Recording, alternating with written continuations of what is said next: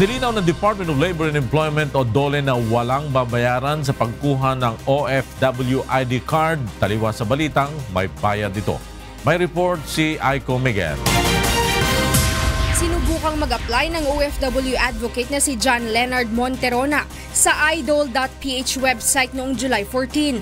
Lumabas na may kailangan siyang bayaran na 701 pesos, 501 pesos para sa ID card at 200 pesos para sa delivery charge. Taliwas ito sa unang sinabi ng Labor Department na libre ang OFW ID card. Humingi tayo ng clarification kay DOLE Secretary Silvestre Bello III kung ano nga ba talaga ang tunay na sitwasyon. Kung meron nga bang bayad ang IDOLE o libre ito. Dahil kung merong bayad ito, well definitely tututol tayo. Nilinaw naman ni DOLE Secretary Silvestre Bello III na ang idol.ph website ay isang test run pa lang.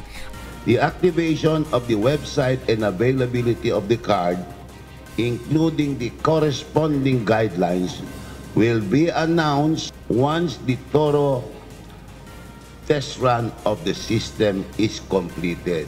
Ayon pa sa DOLE, ang mga recruitment agency ang sasagot sa ID ng mga OFW. Sila ang agent, representatives ng employer. Because we cannot talk to the employer who is abroad, di ba, and tell them you have to pay. Because they have an agency agreement, so they act on behalf of the employers.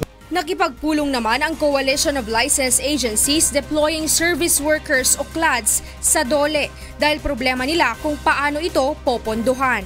Buong pagkakaintindi po ng OFW at kaming mga recruitment practitioner, ito ay libre kasi free, it's a gift. However, meron ngayon pong lumalabas na mga payment na sa shoulder ng recruitment industry.